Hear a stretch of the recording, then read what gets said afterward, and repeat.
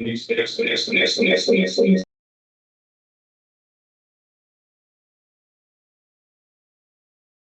introduction.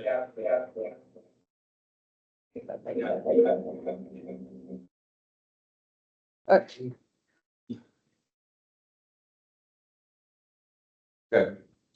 Speak. All right, a new staff introduction. Caitlin Anderson is here with us this morning. Caitlin is our newest member of our team. She works in the director's office. We brought her on board to focus on implementation of our multi-year strategic plan and to help with other major projects that are going on across the department. And Caitlin's going to serve as the new staff point of contact for the Economic Development Commission. So in the future, most of the communication you will get about EDC will come from Caitlin. If you have a question about EDC business, you can email Caitlin. But I'll let Caitlin do a brief introduction. Yeah, hi everyone. Good morning. My name is Caitlin. I have lived in Arlington since 2012. I live in the East Falls Church area. It is Arlington, even though it's East Falls Church, with my husband and my dog. Most of my career has been in government consulting, so I've done a lot of project management, program management. I worked with IBM, and my clients were mostly FDA. I've also done some regulatory operations work with Uber. So really love the planning and implementation of things. So excited to do that with the strategic plan and excited to also take on the EDC. Jen will still be helping with meeting logistics, and thanks to Jen for everything she's done to get me up to speed. But you should all have my business card with your meeting materials today. So any questions, anything you need, please feel free to reach out to me moving forward. Thank you. Two other quick announcements. One is I'll speak a little bit more detail about CMRI and the upcoming board actions when we reach the working group agenda section of the meeting. But I did want to mention that we are partnering with Kate and the Chamber for an event on commercial real estate on October 29th, which is very timely. That will be before the board takes their action on our new adaptive reuse policy.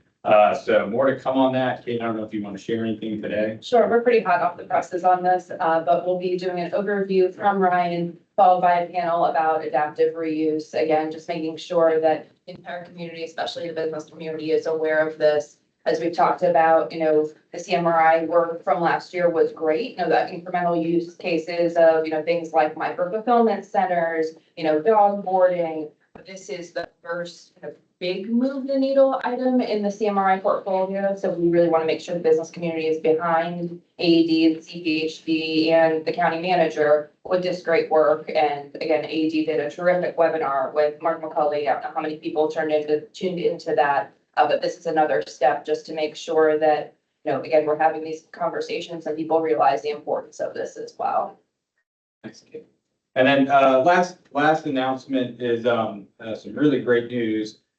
Michael Stiefvater's here. Michael, can you wave your hands? Director of Business Investment. Don't look so excited. Michael and the Business Investment Group received the Gold Award for the Arlington Innovation Fund from the International Economic Development Council, also known as IEBC, in the Entrepreneurial and Small Business Development Excellence category. For those of you that aren't aware, IEDC is the premier industry kind of trade association, economic development group across the world. And so it is very prestigious to get recognized by them.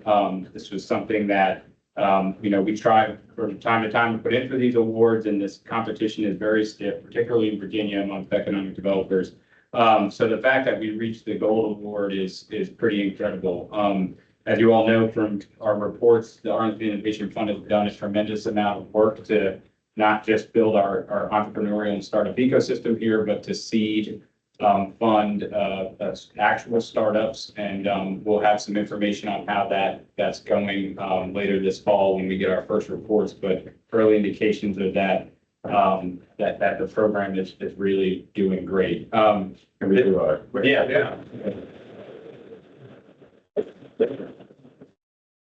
This is just one of two recognitions that the Innovation Fund received earlier this summer. The Washington Business Journal recognized AED in the 2024 Fire Awards, whatever that means. Basically, again, for our Innovation Fund. And so just great job by BIG. This is, kind of, these awards, some of these are kind of, these are very serious. Sometimes they're more accolades. We're striving to be the best economic development organization, certainly in the region, but to also receive national and global recognition. And so thank you to Michael and his team for the work that they did on that. And Bill, that is the conclusion of my report today. Thank you, Brian. Appreciate it. All right, so we are the voice of business, and an exchange.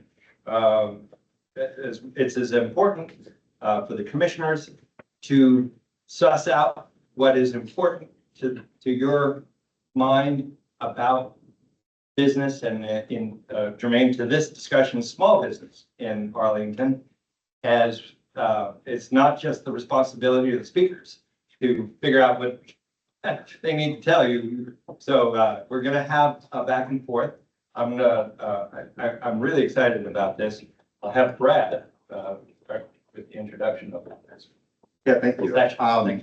Yeah, the importance of small business can't be sort of overstated in the county. And we've been talking for a while about having some kind of focus on the small business community. We pulled together what we hope to be a really great panel of folks who operate in that environment. They're Arlington folks, and maybe talk a little bit about some of the benefits of operating a small business in Arlington and maybe even some of the challenges. So we're going to have a panel discussion that's going to be 25 minutes-ish, followed by 15 minutes of Q&A. Kate Bates has graciously offered to moderate the panel, given her position with the chamber and familiarity with the small business community.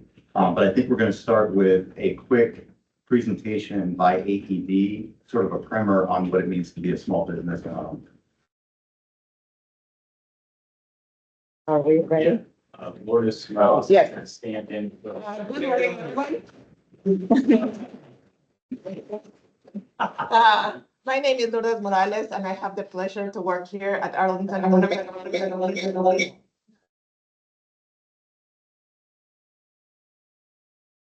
When any Is that a sign? So I have been working here at Arlington Economic Development with the Biz Launch program for over a decade now. And I also have the pleasure to live in Arlington and have kids, as many of you here in the school system. So I'm a proud Arlingtonian, and today I'm going to be providing a little bit of feedback. I mean, it's a lot to cover, as all you know, about talking about small businesses is can be really extended. We can spend the whole day here, but the idea today is to give you an overview of the small business community in Arlington and some particular programs that we have with the program in Biz Launch. So happy to be here. And with that, we thought it would be important to define first how we define small businesses. And it's a question, as you may know, there are different definitions, but for us, we define it as for-profit business based in Arlington that are independently owned with 50 or less employees and $5 million of less in annual gross revenues. So this is what we need to remember moving forward. So here we wanted to really show that we have been saying these statistics for some time, that 94% of establishments in Arlington are small businesses. And the reason why we say it is, as you can see in this graphic, 94% of the establishments have less than 50 employees. And here we wanted to show you in terms of industry, in terms of establishment distribution, and the small business employment distribution. And as you can see, the professional and business services is the majority of them, followed by the education and health services, and financial and real estate. And as you can see, there is a correlation also with the professional and business services with the small business employment distribution. But in that category, the second one higher is the leisure and hospitality, and the third one is education and health services. And then you can see the rest of the percentages down there, but that's what we wanted to highlight at this point. We also wanted to point the importance of leasing spaces by small businesses. As you can see, there are approximately totally 3,500 leases in Arlington County. They tracked by CoStar, that's our source. And the tenants that are occupying less than 10,000 square foot represent 86% of leases. So those are our small businesses. And then when we track, this is a common question that we usually have, how is divided? And as you can see, is between the majority of them is divided, the space use is between retail and office. And as you can see, it's almost even, medical, talking with Sarah, we mentioned that medical, you can see is a little bit low, not that many medical offices coming to Arlington. But then when you see the industries that we have, you can see a correlationship of the previous graphics. The professional and business services is still representing 19% of it. Then leisure and hospitality, there's 17% of them, and then retail, 15% of it.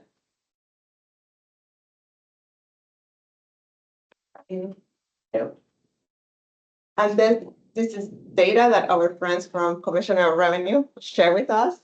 And 94% of the active business licenses that are right now have annual gross receipts less than 5 million. What is really important here is to highlight that will represent 20% of the total gross receipts for the whole county. So that's pretty remarkable, as you can see. And then this is divided by corridor. And something that we wanted to point out in this graphic is that you can see in the less than 5 million, as we define our small businesses, are in some way equally distributed between the different commercial corridors in Arlington. I know it's a lot of information, but it's just our first presentation. We're looking to, as we move forward, yes. Can you define gross receipts? Do you want to talk about it?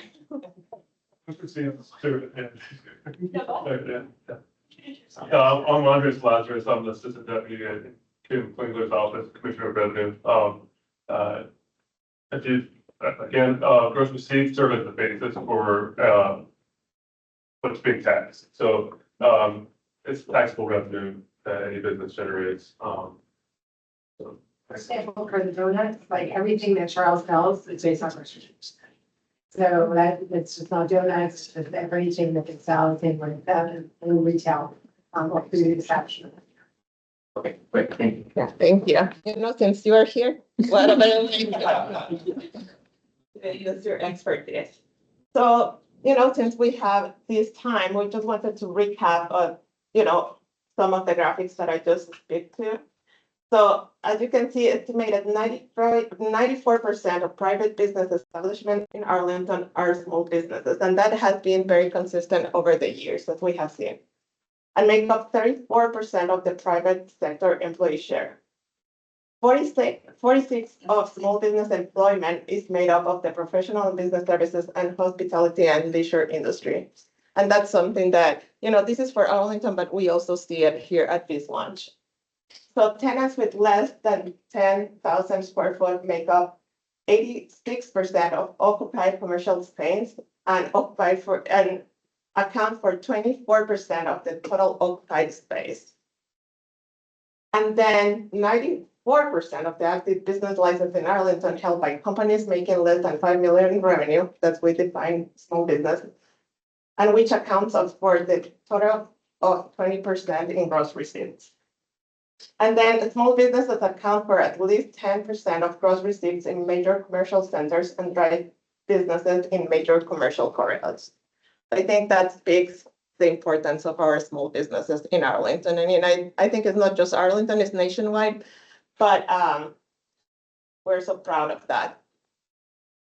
And with that, I'm so excited to present some of the work that we do in this launch. And basically, we divide it in 3 categories. We do education, business support, marketing, and promotion. I know some of you might be aware of some of the programs that we have been running for some time. But in terms of education, we have different workshops. The topics varies from financing to marketing to from the basic on how to start a business. Then depending on what's going on at that year with the market, for some years we had a high demand for getting your contractor license in Virginia. So we tailor the information and the workshops depending on what the demand is at the time. And then we do different videos for clients, highlighting the services. You will think it's just a video, but for those clients that we represent, for them, it can be like really significant. I have an example of a client who she's in Pentagon City Mall with a kiosk, and she called us, hey, I went viral with the video, and we were like, oh, let's define viral. But what with that, but actually it was true, believe it or not. And we were like, a little skeptical. But what happens is that, all the buses that come and visit Pentagon City, especially during the summertime, there were a few influencer young people, and they started to share it, and then their friends share it. And actually, it had millions of views. And it was a video that we created in-house. So, we do that type of videos. If you want to go viral, let us know. And then we do some conference and events. I will talk more in the next slide about that item. And then we have different market research database because, in terms of really provide and do your strategic planning that you love, Caitlin, you really need to know your market. And, you need to know your competition. You need to know the industry that you're getting in. And we're so excited that we can offer. A lot of people are like, how much is that? And it's free. And it's not just free, but my colleague Prokriti, for example, she can really handhold their hands too, because it's a lot of information out there and we have the databases, but she can really guide them into getting to specific information that the businesses might need. And then with business support, this list is pretty long, but we because we tailor our services depending on where the client is, we can get one person with one idea and walk them through the process on opening a business. And then we have another businesses that are well established and they're opening a new location, introducing a new line of businesses. So this can really go in different ways. But at this moment, we have relaunch consultants that are the consultants that we hired like 3 years ago through this program and is, helping in anything that will be strategic. And I will be talking a little bit more in the next slide. Then we have a very solid referral network because just ourselves, we cannot do everything and we don't know everything. And so we have a network of referrals. You can see how we call CUR right now. But we also work with our nonprofit organizations in the region, not just in Arlington, but okay. I will need to put it up. I just feel passionate about what we do. And then we work very close with SCORE, that is part of the SBA. We are 4 SMEs within the BizLaunch team. The county concierge speaks of what I say. We tailor our services depending where people are. We have different networking events. Please come to Hispanic Heritage Month in late October.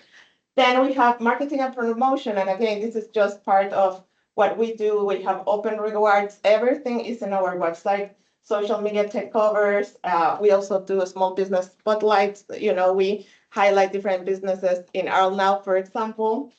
We do ribbon cutting ceremonies, and we have a small business directory as well. And then, we have over 40 partners again, and that we have been building over the years. Tara Palacios, we started this program 20 plus years ago, has been cultivating them, and as long as we are doing, this is just to name a few. And then I want to conclude with some of the observations that we have had in the last few months here at this launch, there is the highest growth in women entrepreneurs of color. We have seen an approximately 30% of increase of the demand of our services. This is another question that a lot of people ask. What are people asking for? So this is a big need for access to capital, strategic planning. There is a big shift in the target market for our clients as well after the pandemic, during the pandemic and after the pandemic. So it's a lot of defining the new target markets and how they need to do their marketing and branding as well. So the clients are also looking for a lot of policy and regulations guidance, and we walk them through the process.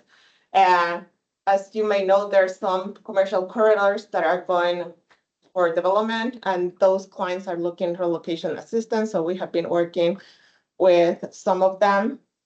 And then, hybrid work has created new demands that's correlated with my second point. And some of the clients in top industries in this launch is startup tech, government consulting clients that correlates with the graphics at the beginning of the presentation, professional services consultants, retail, of course, and food services. And this is some of the highlights for the year ahead. We'll continue with the program relaunch that I mentioned earlier today.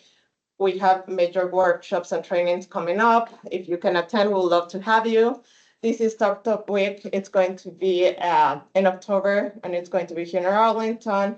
We're in conjunction with Michael's team, BIG. We're creating LaTech, that is a program designed for Latinos in tech. We'll have a small business transformation challenge that's next year. It's going to be super exciting because it's a 4-week bootcamp training. And then with the head, we have partnered to do a minority vendor fair. And then we have different branch of businesses that it has a networking component, but also creating community. And to your point earlier today, Sarah, for the Hispanic Heritage Month that is coming up in October, we're incorporating a new element, and it's having a very well-known artist, David Amoroso, doing one of the activities for us. And we will have a business panel later, and it's about networking, but also, art and construction and building that network. And then for promotion and marketing, we're still working on the Open Rewards expansion, working with different like CPP and National London to expand that program, to name a few. Then we have a business directory, and we just launched the Small Business September with WTOP. And that, yeah. Thank you.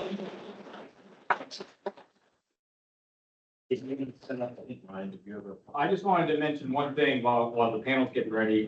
Tara's not here today, but Tara and Alex on our team are in Kansas at a GovTech conference, and Tara's been working with an organization there and for the last year, and so they're having a conference. Cold brew with oat milk and a quarter Today, so we have Lourdes to step in. Thank you, Lourdes. And the whole Islom's team, for Greedy, Yakin, and Susan are all over here as well. Thanks for coming in this week.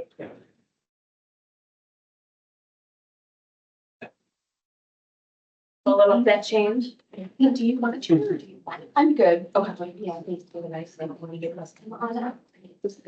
Wonderful. Thank you, Lourdes, and thank you, Biz Launch team. And thank you, Brad. Brad really was the mastermind that pulled together everything for this morning and asked me to help facilitate our conversation. If you're able to do me a favor and scoot your chairs back a little bit, just so I can see your face, lovely faces, I would appreciate it. Thank you. As well as we chat. So again, something that EDC Executive Committee discussed was we wanted to make sure that you all heard directly from small business owners about what it's like to own and operate a small business in Arlington. So we had a great conversation in preparation for today. Also with another, again, we want to be as representative as possible. We had one additional panelist with a small pharmacy on Columbia Pike, who unfortunately was not able to join us today, but did help inform the conversations as well. But a huge personal thank you to each of the members of the panel for agreeing to be with us this morning. Again, I'm really excited for what's in store. So we're going to kick off just with some basic introductions. Again, I know all of you, but just to be safe, I'm Kate Bates, President and CEO of the Arlington Chamber of Commerce. I do live in Arlington as well. I'm in the Lyon Park area. Thrilled to be joined this morning by Mike Rosenow, our Vice President of Membership in the back. I've been with the Chamber 17 years. Mike's been working together with me for more than 10. He's another great resource. Usually our colleague John is with us this mornings as well. He had a medical appointment, so was unable to be here, but appreciate Mike joining as well. So the Chamber is a membership organization of businesses of all sizes in Arlington. We work incredibly closely with the county, and because of that, I know enough to be dangerous about really all of the industries in Arlington, and we work incredibly closely with our small business community and small business members and organizations of all sizes and all sectors. So that's a little brief background on me. I would love to kick things off with our panel. We'll ask each of our panelists to do about a 2-minute self-introduction with who you are, a little bit about your business, and again, when it was formed, what you do, anything that you think will be helpful to frame the conversation. So Jennifer's sitting right next to me, so we'll kick off with Jennifer. Well, good morning, everybody. I'm Jennifer Mulchandani. I'm the founder and CEO of Arlington Strategy, which is a comprehensive marketing firm. So we do everything from brand creation to advertising management, outsourced digital marketing. In a lot of ways, we do what BizLaunch does, but we do it for clients maybe at a different stage of trajectory in their business. Although we've worked closely with BizLaunch and many of their clients over the years. This is actually my second business in Arlington, and we didn't even talk about that. I have a failed business, which is always good in entrepreneurship. Tried to open a retail shop in 2006 in Cherrydale. I don't know if anyone's been around long enough to remember that building that was never finished for 7 years. I had a retail lease there, so I lost my first shirt there. But I've had Arlington Strategy now. We're in our 13th year. I have a team roughly of 7, although not all FTEs. So for my chamber membership, I'm still in that low category on FTEs, and work with a lot of business partners, both in Arlington and in the greater region. So I'm on Langston Boulevard, so I'm part of that Northern Arlington commercial corridor in a tiny little space of just shy of 600 square feet. And I've just renewed my lease for the 3rd time after doing a market survey and looking for larger space. That's maybe for a later conversation. I'm a proud mom of 3 kids. 2 graduated from APS and are off in college. My 3rd is a junior at WNL. So almost done with that phase of it. And I've been in Arlington since 2000 and in the region since 1997. So proud to be here, proud to own a business here. Charles Cacciarone again, co-founder and managing partner of Good Company Donuts and Cafe. We started in 2019 here in Ballston, and with our tiny little cafe over in 672 Flats. We've expanded to open a commercial bakery in Vienna, and with a hub and spoke approach, added another location in National Landing last year, and this spring opened 3rd location in Southwest DC. We'll be opening another one in January, also in DC. Like I said, moved here to the area in 2009. I live in Bluemont now. We had, my sister and I both had kids that came up through the Arlington school system, graduated from WNL. And in my other life, I was in the military, active duty, and also worked for the government and as a DoD civilian, basically doing the same type of work. Spent a lot of time traveling overseas doing that type of work. Learned a lot about leadership and how to get things done in tough times. I'm hoping to continue to grow our business. We've got some plans for expansion in the future, and Arlington is a great place to have started and to keep doing that. So look forward to it. Good morning, I'm Ryan Brown. I moved to Arlington in 2002 following my wife down here for her job working for a defense contractor in Roslyn. And the deal was we were going to live here for 2 years and we could move anywhere I wanted to go. And see how it happened. I started as a software developer. I've got three businesses now I run in Arlington, but the primary one is my law practice that I started Arlington Law Group in 2007 after finishing law school here at George Mason, and got a great education and a great deal, and thought, well, I'll hang out my shingle and see how that works. And so I've worked with small business owners, the 94% of businesses here in Arlington that generate 20% of the revenue. We've set up lots and lots of small businesses, help people figure out the commercial leases and hiring and all the other things. And I also do trust and estates work. I do a lot of estate planning and business succession planning for people.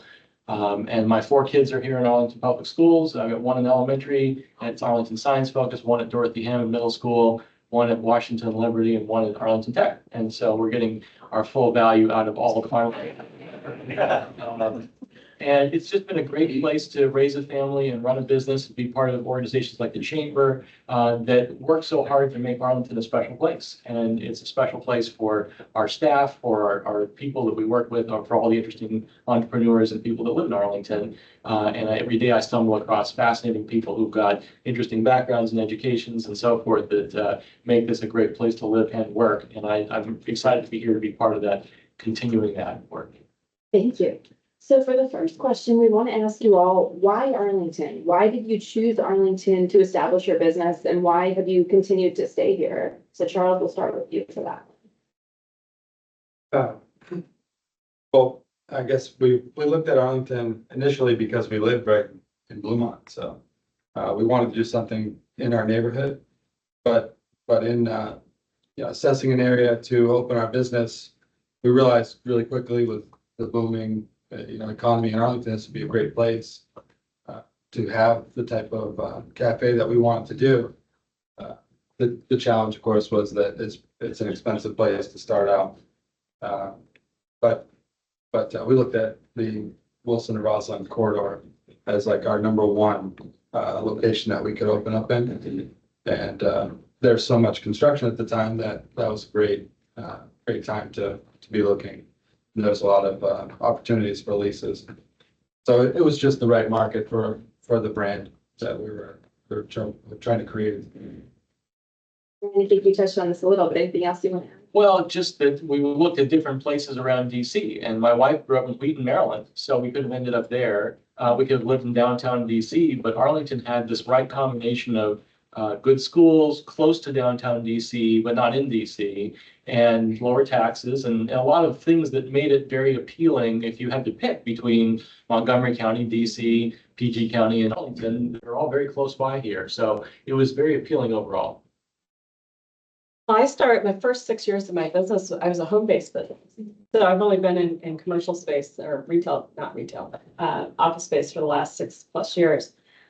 So for me, like having that flexibility and being everything local, I love that. And I branded myself as such. So I've sort of tied myself to Arlington now, unless I go to Texas or.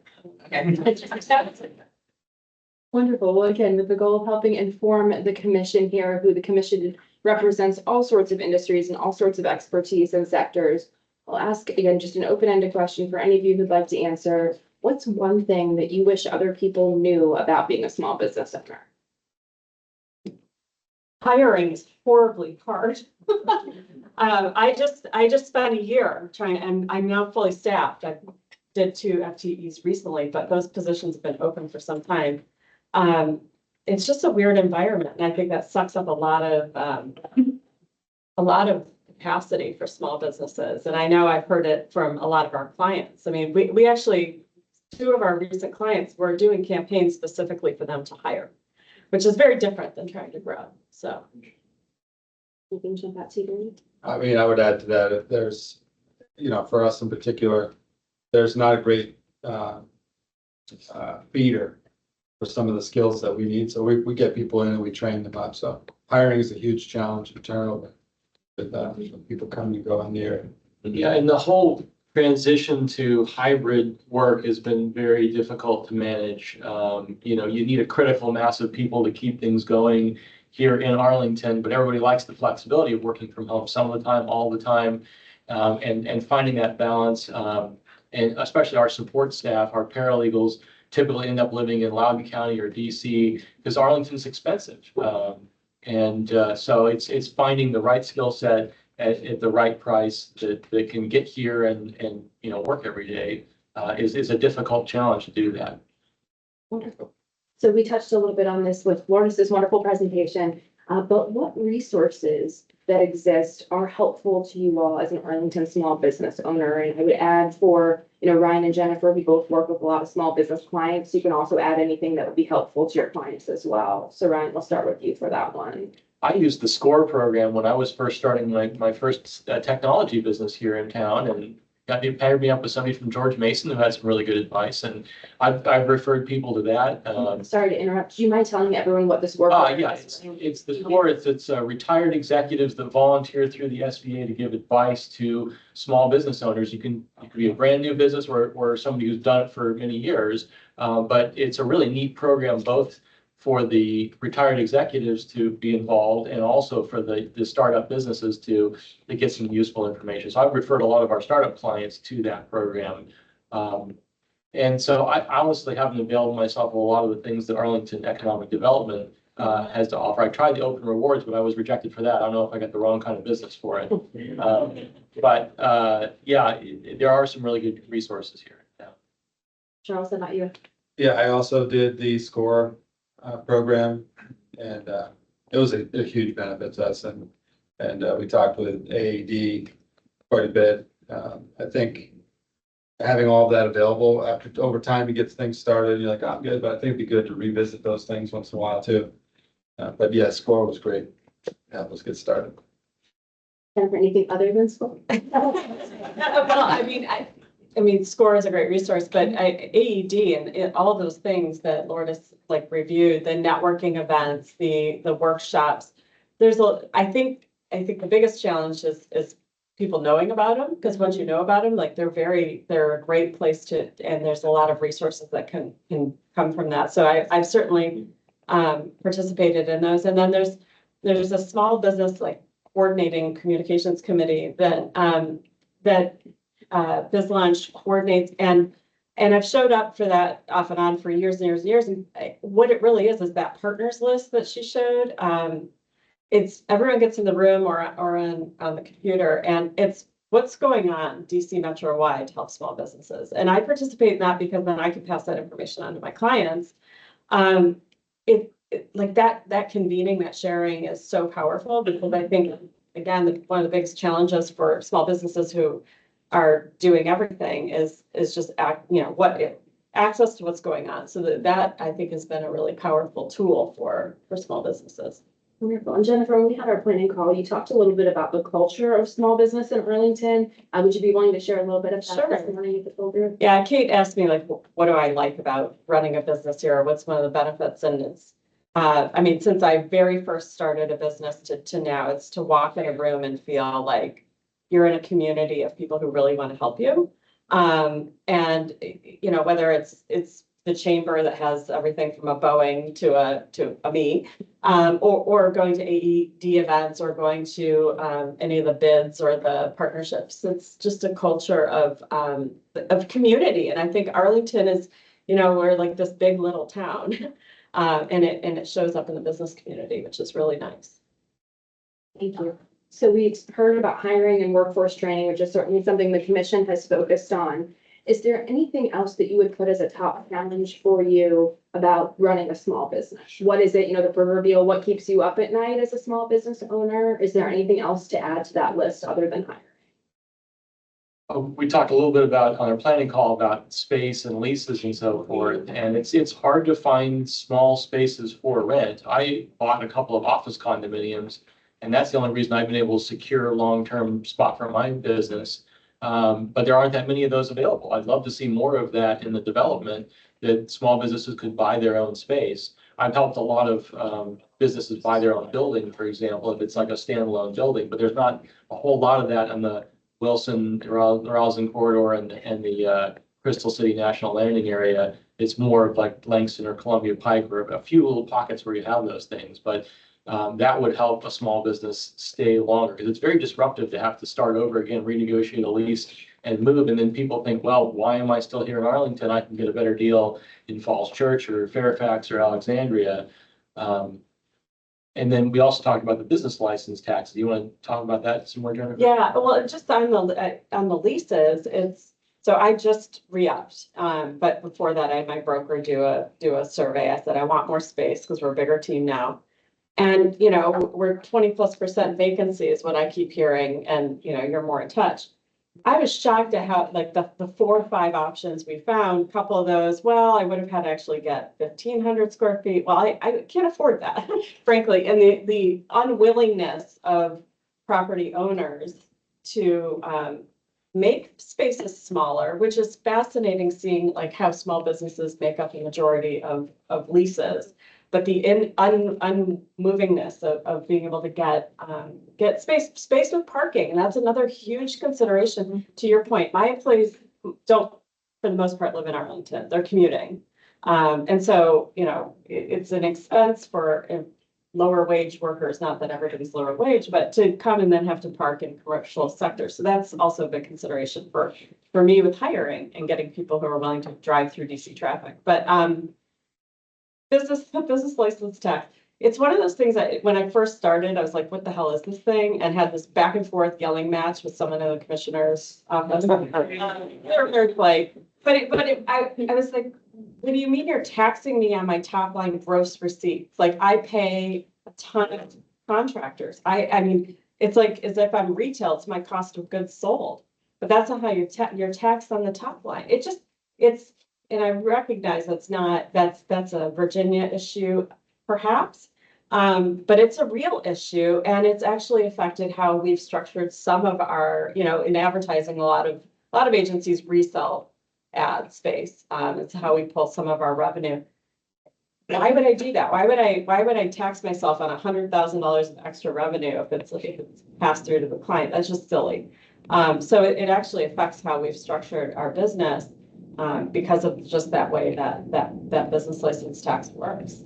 And I've had clients starting up businesses and they'll say, I've got a tech company, I think I'll make $1 million a year. And you look at Alexandria and the first $2 million is like a fixed fee, and only above that you pay a percentage. And they think, well, Alexandria is looking pretty good. I'll go start my tech startup there. So it is different to navigate both the constraints of that system as well as understanding what kind of businesses would make sense. And maybe it's something that they could just have additional categories, because there's already different categories. Wholesale pays 0.08%, and specialized businesses like yours and mine pay 0.36. I can't remember what restaurants and retails are, but It's a lot. yeah. It's like a sales tax, basically, because it's again off your gross receipts, but perhaps some more gradation in those things, because it's Virginia, everything has to be done at the state level, and then the counties can do what the state enables under the Dillon rule.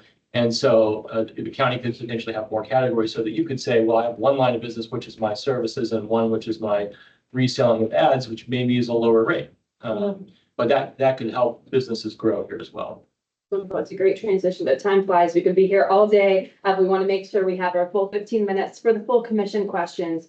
So again, we talked about this in advance as a panel, but for everyone, especially our new commissioners, awareness, anytime that we bring in speakers or panelists, we always have it focused, both of the EDC executive committee and AED staff on, kind of what's the ask for the commission. So hold up the official charge. The Economic Development Commission's charge is to provide counsel to the county board on matters pertaining to Arlington County's general economic health. So with that framework, would love to hear, and we started it down that road already, which is wonderful, but are there any specific policy requests for the county board that you would want this group to focus on, which could help small businesses in Arlington? I have 2. One is our procurement rules, that there is no benefit to being an Arlington County business in our procurement. And our panelist who couldn't join us, who's in pharmacy, has had that impact him.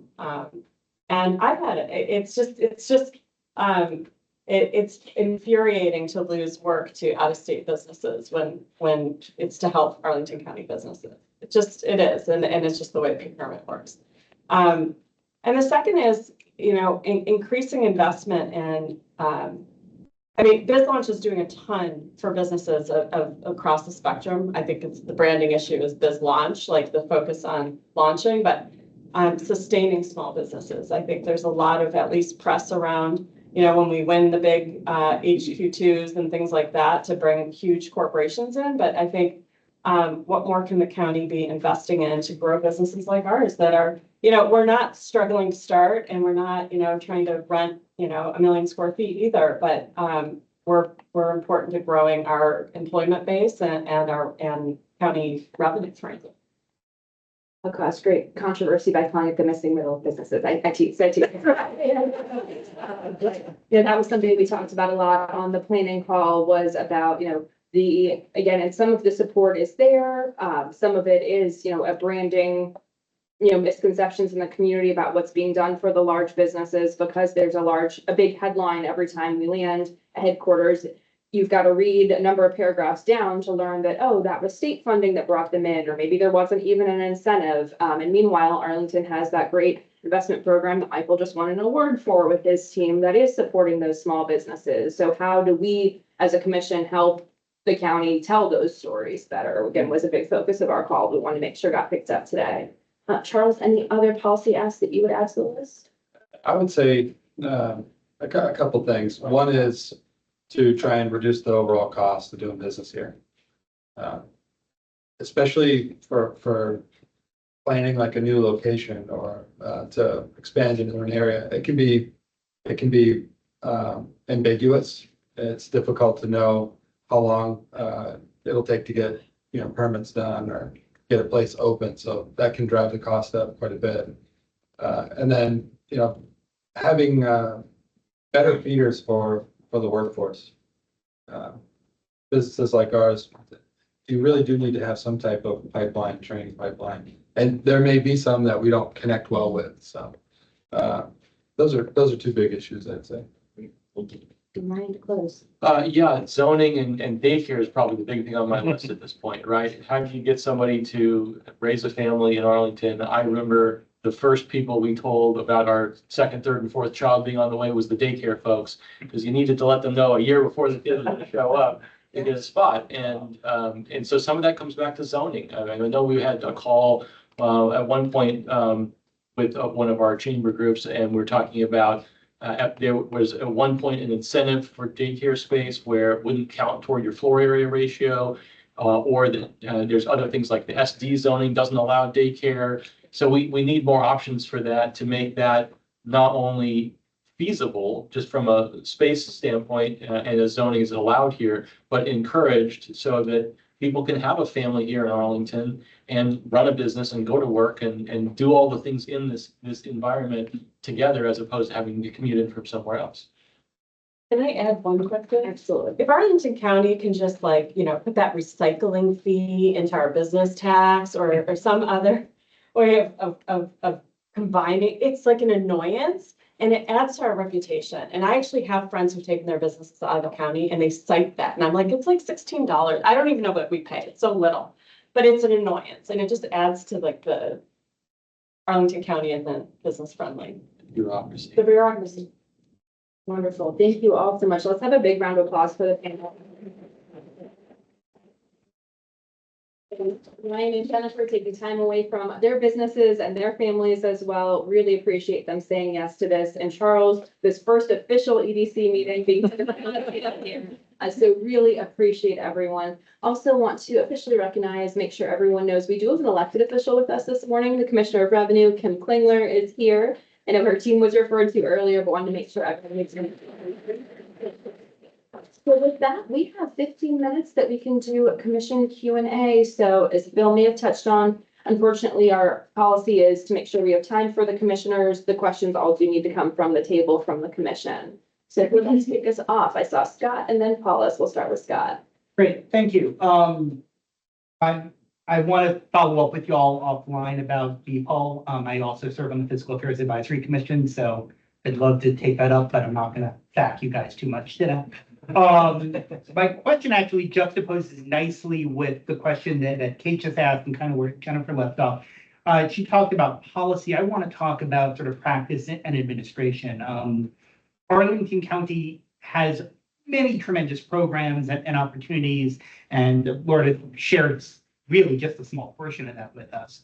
And Arlington County is wonderful at communicating sort of outwardly what they're focused on and what they're doing.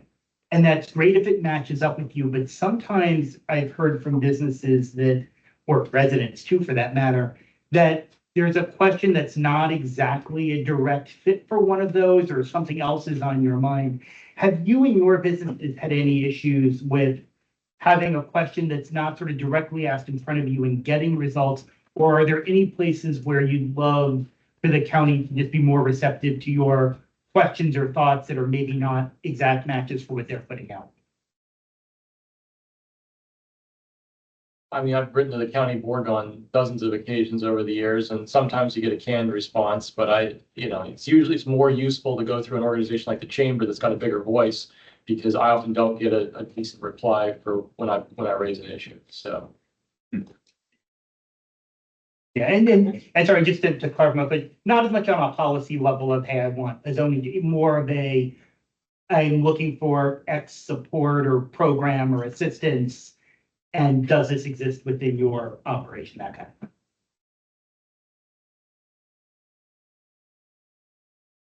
Thanks, Scott. Paul?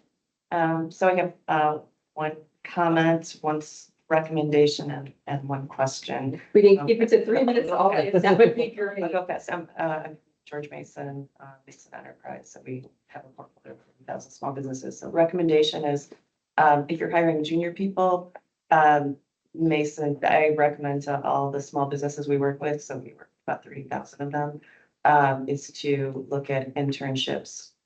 I have 15 spots open for cybersecurity right now. We had 400 students apply for internships, so paid internships, good internships. So that's the recommendation. Charles, when I first moved here, when I came in to interview, my first breakfast was at your shop. I went to Boston's College to be here. And then the question is, in the capital stack, are there any particular tools or things that that would be helpful for you, either in support for lines of credit or any particular loan programs, or something that you would like to see, or that maybe don't work the way that you would like them to, that could be more helpful? There's the emphasis on, funding startups, like we're gonna find the next unicorn and Arlington's gonna be the home of that or something. But there's a lot of regular businesses, like a donut shop, that need money for a build out, right? And the current interest rates make that expensive to do. So then you're either billing that in the lease as a higher rent over the course of the lease, and the landlord's gonna charge you for that because they're borrowing for it, or you're gonna go get a bank loan where you have to leverage something else personally. So one thing you could do to help people start, especially the small retail and restaurant kind of businesses, would be some help financing those initial build-outs, because that's the big cost. You've got all this upfront cost. We've got clients that'll spend $500,000, $1 million building out a restaurant, and it takes a year to get all the permits and the lease and everything figured out. And then you spend hopefully the next decade making that money back. But that's a big friction to starting a small business like that. Yeah, I would say finding a way to support lines of credit would be incredibly helpful. There's always cost overruns with these build outs, and it's difficult to predict. And if you don't get that right, then you run out of money. And in our first build out, we bootstrapped it, and we were down to about 10 grand when we broke even. So line of credit is a really, really big thing to have access to. Any other questions from the commission? It's Nick. Jennifer, question for you, pardon my ignorance, but you mentioned the procurement rule. Can you just elaborate a little bit, and is it different between here and other local jurisdictions? No, I mean, typically, no, it's not different necessarily. It really goes into how RFPs are written. So there are no. What is it? Sorry. Well, it's true across Virginia. I haven't seen it anywhere where there's a benefit, like a bonus, if you're a business applying for a proposal. This is with Arlington County. Yeah, so I'm in Arlington. It's Arlington County is putting out a request for proposals for. I'm in marketing or in advertising, right? So in that realm, There's no benefit written in if you're located in Arlington County, which is true everywhere.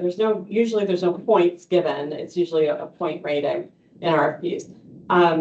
But some RFPs will write in things such as, points for knowledge of the local community or knowledge of the fill in the blank. Like there's ways of putting it in so that local businesses can be more successful in winning, when I believe personally that locality experience can be very important.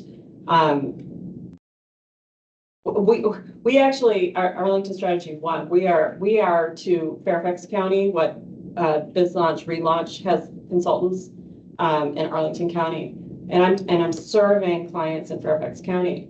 I'm co-located. We have regional expertise, but I think it would be very difficult for professionals outside of the general area where they're providing that kind of technical support to be as beneficial. So I just think that there's an opportunity to, in procurement, to give preferential treatment through the way that RFPs are constructed to local businesses. I think if everybody wins, then your tax dollars are staying local, and you're supporting local business growth. And that was a big focus on our planning call, and something that could come as a potential policy consideration for the EDC to think about. We are timely. We actually have an event with Biz Launch through the chamber that's taking place at the end of this month. That is going to be on how to do business with the county as well. So we'll have, again, some of our Biz Launch professionals joining us for that. So anyone who's interested in hearing more about that process would encourage you to check out the chamber website for that as well. But that is a very specific, tangible policy item that was very strong on our preparation call that as we move forward, the Economic Development Commission could consider. Yeah, just follow up on that. I mean, how material is that? Are we just talking about Arlington County's like RFP process? And Ben, you reacted to that. Yeah. So were you referring to the same thing? Well, I mean, so we compete in state and local bids across the country. And it's actually pretty hard to compete in New York when they favor New York firms. And then in Arlington or in Virginia, they don't care. Or there's no, even if they care, even if the evaluators care, there's no mechanism to, elevate an Arlington or Virginia-based business. So I think it doesn't tip the scale in the favor of supporting the local body. That's my view. Yeah, and more specifically, so there's different types of public RFPs, and there's something called a quick quote, which is becoming more and more the preference, and I'm seeing more and more Arlington RFPs go out as a quick quote, which by its definition goes to the lowest qualified price. So you're basically competing for, and depending how well they're written, you're basically removing anyone from the DC metro area from being afforded to compete, because price is the only thing that is really the dictation there. So we have time for one last question, Meredith. Just actually to follow up on that, because and I know that we're talking about procurement with public RFPs, but has there, and this is a good question also for Biz Launch as well, have we had in the county sort of a program that on the private sector side helped private sector companies access business services locally and understand the value of that first before they go out and do the lowest bidder, right? And so as someone who has run several different organizations, we've done that on the IT side, legal services side as well.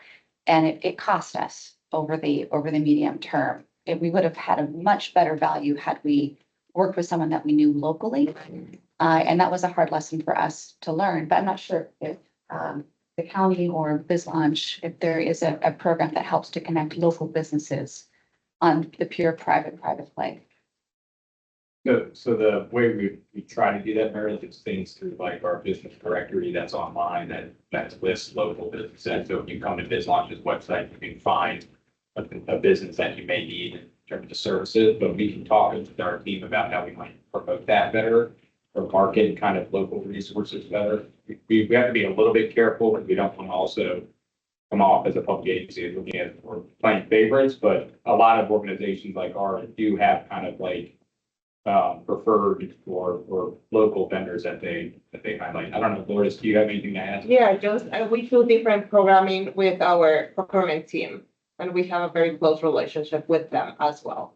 You know, a lot of it comes down to relationships, right? And so it'd be great if there was some more cross-pollination between the big companies and the little ones. And again, the chamber is a good organization that has lots of different sized businesses, but I don't know that I bump into the procurement people there. I talk to the marketing people, the government relations people, but it'd be great if there was a little bit more of that of like, how can we buy from the local donut shop and hire the local marketing consultant as opposed to just always going to our normal process. Because I think a lot of corporations are interested in that, of having that supplier diversity, of having the local businesses that are supported. You get a long-term benefit from that by having the community, but there's not necessarily, other than a directory, which doesn't give you those relationships, there's not necessarily a good environment to connect the little businesses with big ones. And I think about the That's what businesses want to we're finding invest. in our strategic plan, actually, Ryan, so thanks for always letting us get a plug in for that.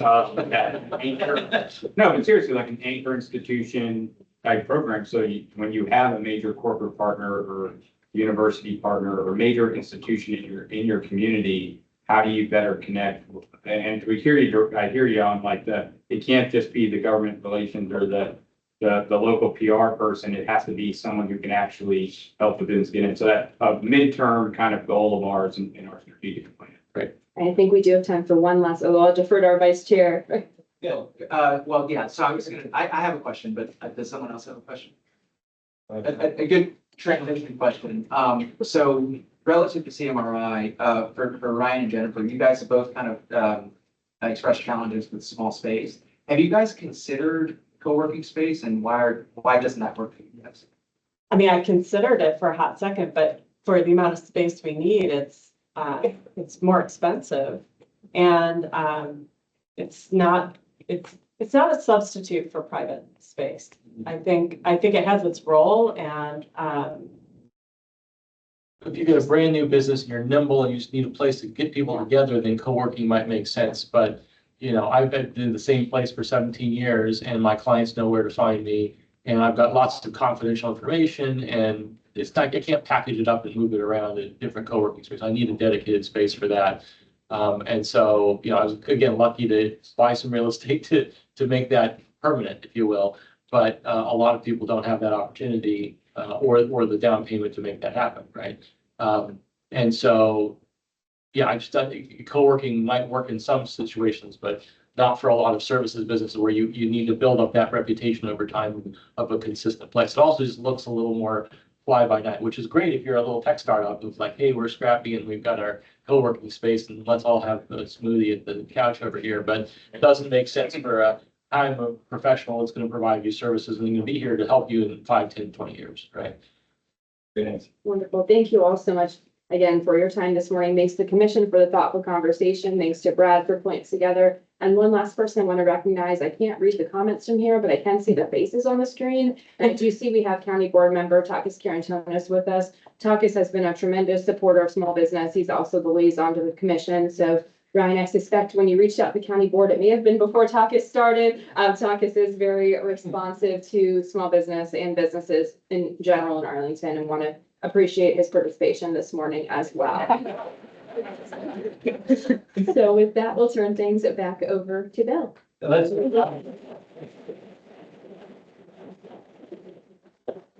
Thank you so much for giving yourself the commission. All right, so moving on to the working group updates, the commercial vacancy working group. How do you want to start? Yeah, thanks.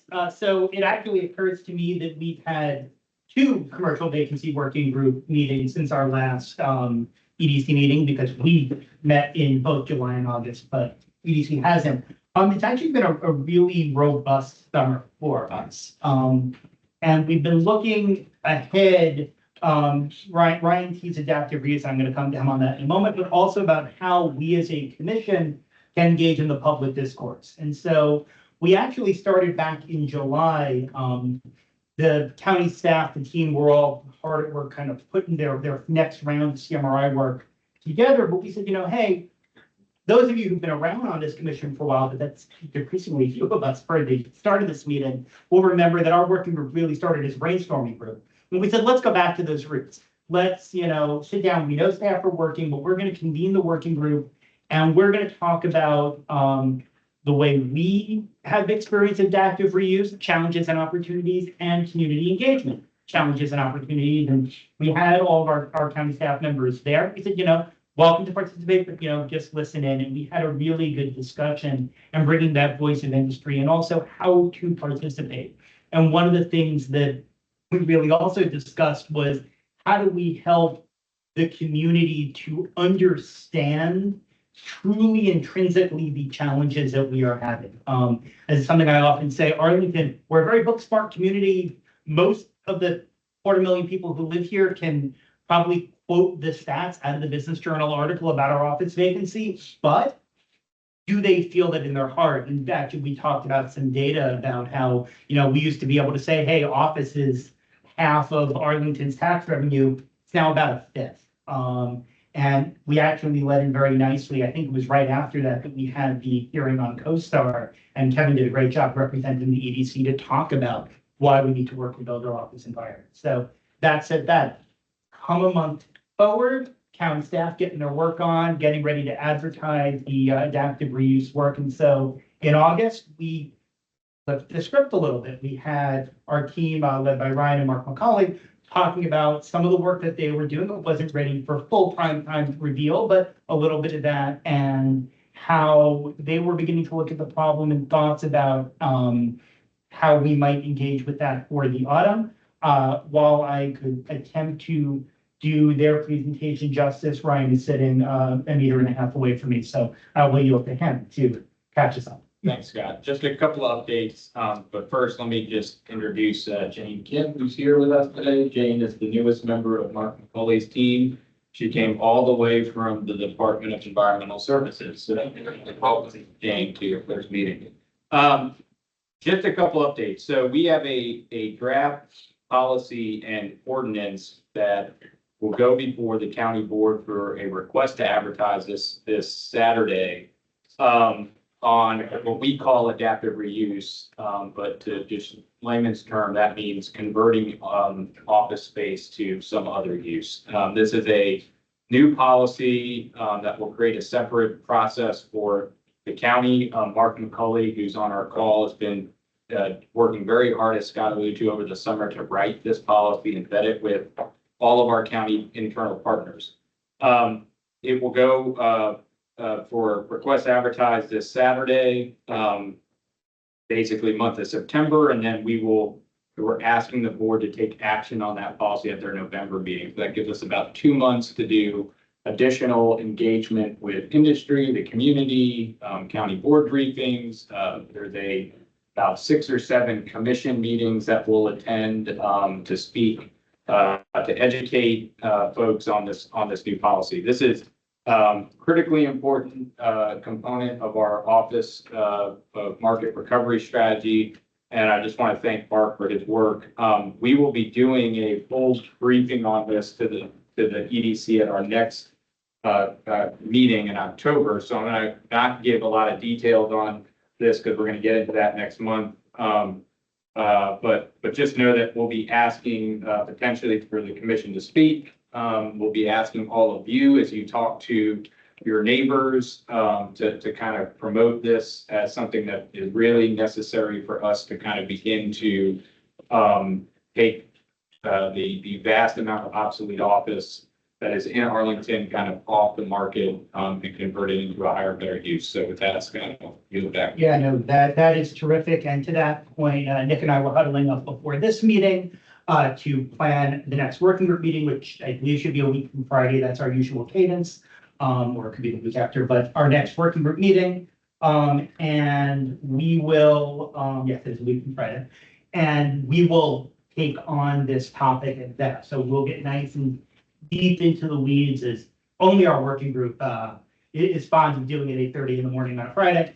And we're gonna be able to bring hopefully some good questions and framing for that discussion with all y'all next month, perhaps even, the draft letters we've done in the past. But to Ryan's point, this is gonna get the full treatment at this level. It's not gonna be Nick or I talk for 30 seconds and drop a letter in front of you.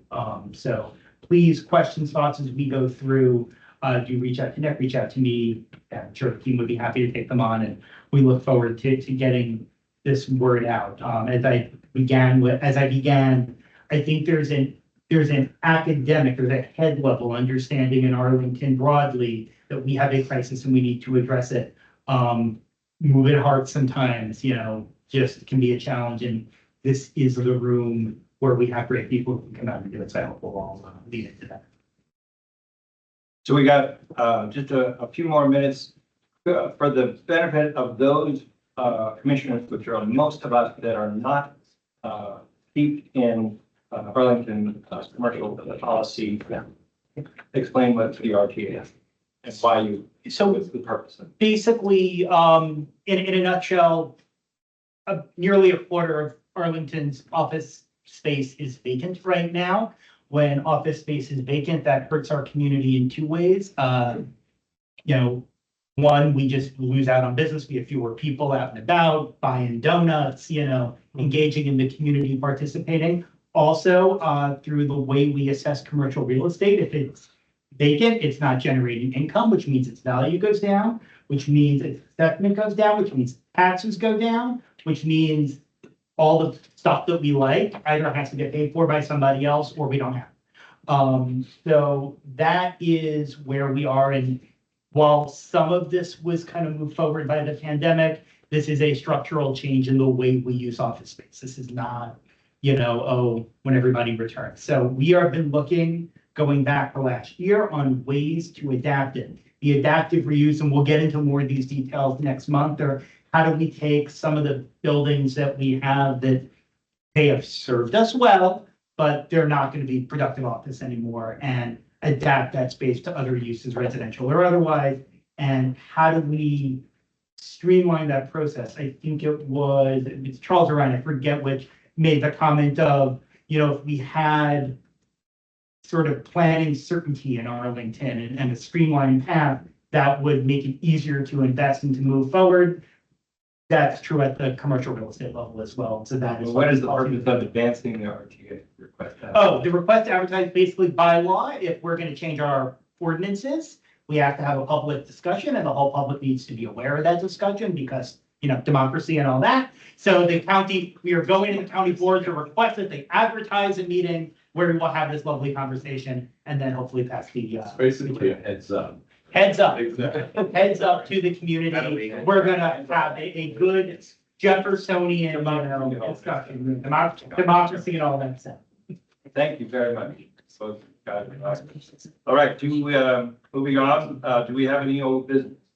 Very quick Yeah. follow-up on that, which I don't know if the AV staff, if we don't have the information now, that's completely okay. My colleague, John, noted that the RTA is currently on the consent agenda, which for everybody's benefit would mean that there's no need for written testimony, or not written, my apologies. There would be very much need for written testimony if there's no oral testimony given for the more non-controversial items. Do we know if that's the intention for that item to stay there? You're praying for that. Okay, we are too, right? So We'll let everyone know if that changes. okay, wonderful. So that would mean that the commission would not need to speak at this one. It would be when it's actually going before the board for their adoption. Or we'll all huddle up on Monday morning. Any old business? One more, just a quick question, Paul from Kate. I know the previous strategy was to have the RTA kind of set the discussion and not have all the details and the ordinance changes. Is that still the plan? September is going to be more fleshed out than beginning. No, we'll have some policy and ordinance change. Okay. Any other old business? Any new business? Quick shout out to Matt Weinstein, who was a winner in the Washington Post photo competition. So that's it. If the lawyer thing doesn't work out, maybe I'll just be a freelance. Yeah, exactly. All right, any other new business? All right, I think I can ask for a motion to adjourn. Motion, sure. Thank you. We're adjourned. Thank you very much. It was a great meeting. Good job. And then.